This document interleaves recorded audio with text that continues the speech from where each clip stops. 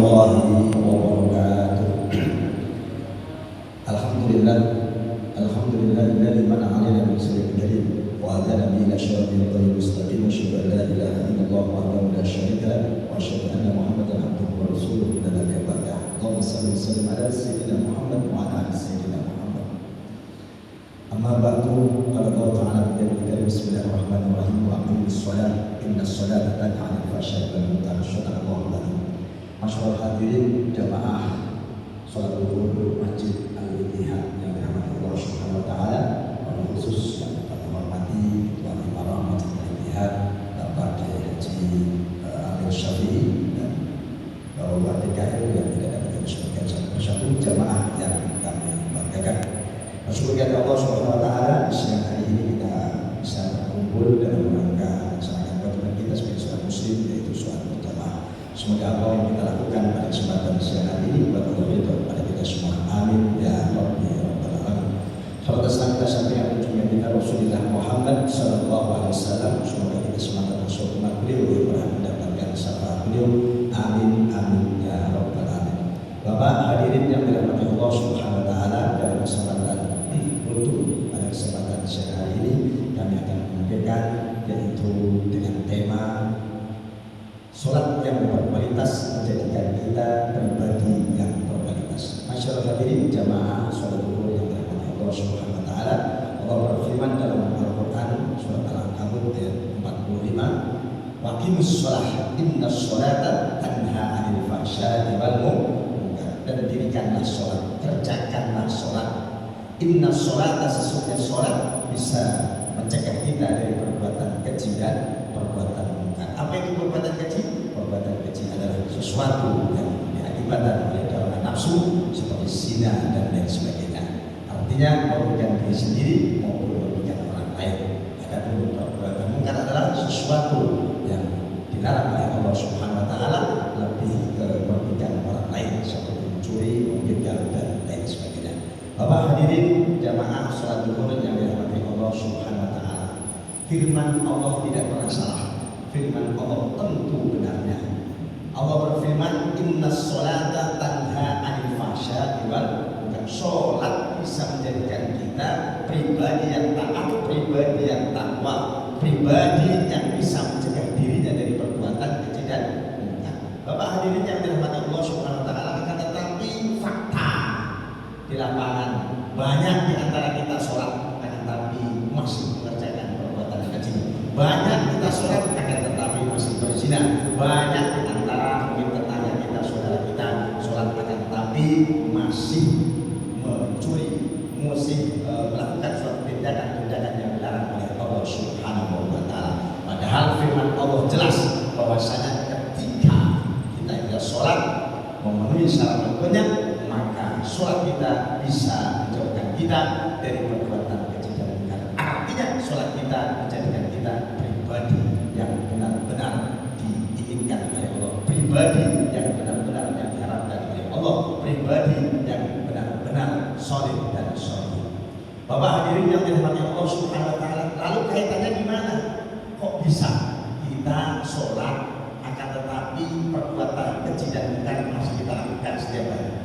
Sebagian di antara kita mungkin kita introspeksi kita, bahkan diri kita sholat tiap hari, 5 waktu kita kerjakan dengan bacaan yang bagus, dengan rukun yang dipenuhi dengan bagus. Akan tapi tidak bisa menjadikan diri kita, tetapi kita tidak bisa mencegah diri kita dari perbuatan keji dan munkar. Apa yang salah? Jangan-jangan apakah ayat yang salah? Tidak mungkin ayat yang salah. Yang salah adalah kita. Kata Ibnu Sina, kenapa kok bisa bahwasanya kita sholat akan tapi tidak bisa menjadikan kita pribadi-pribadi yang takwa, pribadi-pribadi yang beramal ma'ruf nahi munkar, pribadi-pribadi yang disayang oleh Allah Subhanahu wa taala. Karena kata Imam Sina, dia mengatakan karena ada dua yang menjadikan kita sholat kita, menjadikan kita menjadi pribadi-pribadi yang baik, pribadi-pribadi yang bisa mencegah dari perbuatan keji dan munkar. Yang pertama adalah harus memenuhi syarat rukun secara zahiriyah, yaitu seperti yang tertuang dalam kitab-kitab fikih. Adapun yang kedua yaitu syarat yang berupa batinnya. Apa itu batinnya? Yaitu kekhusyuan kita. Ini sebagaimana disampaikan oleh Imam Ghazali, ada 2 syarat atau 2 rukun sholat yang harus kita penuhi, yaitu rukun dohiriyah yang berupa seperti kita rukun dan lain sebagainya, bacaan ini, bacaan itu dan lain sebagainya yang kita mampu di dalam kitab fikih, dan yang kedua adalah syarat batinnya.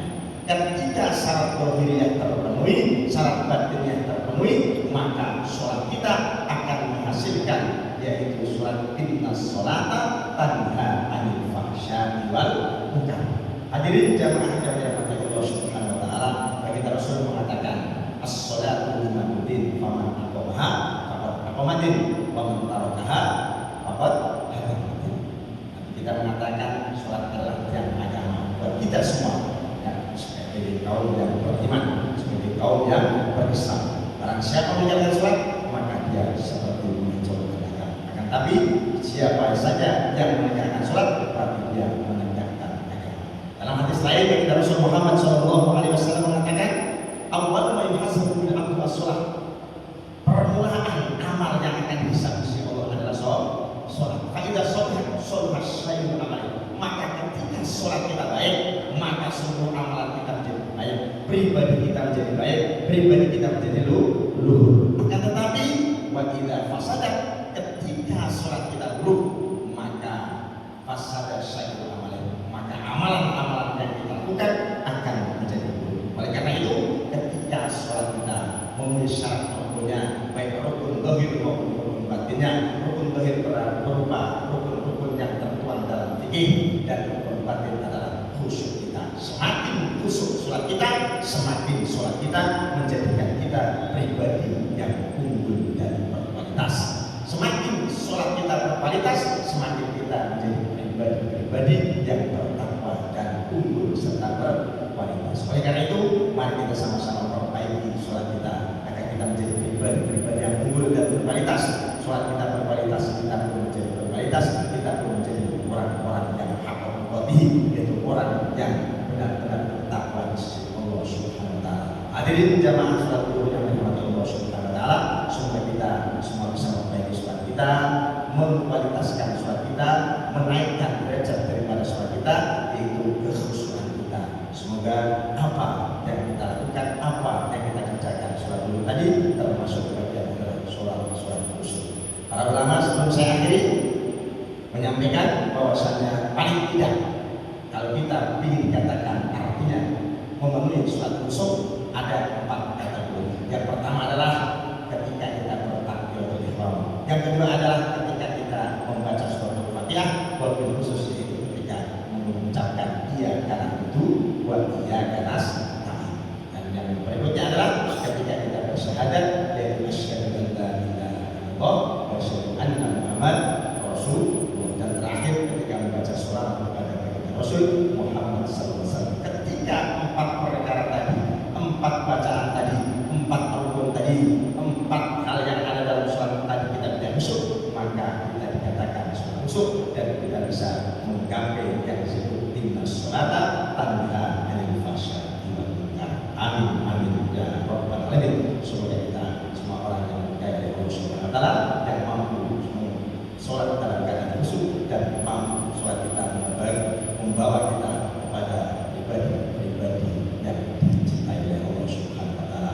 Terima kasih atas waktunya. Mohon maaf atas segala kehilapan dan kekurangan. Wassalamualaikum warahmatullahi wabarakatuh.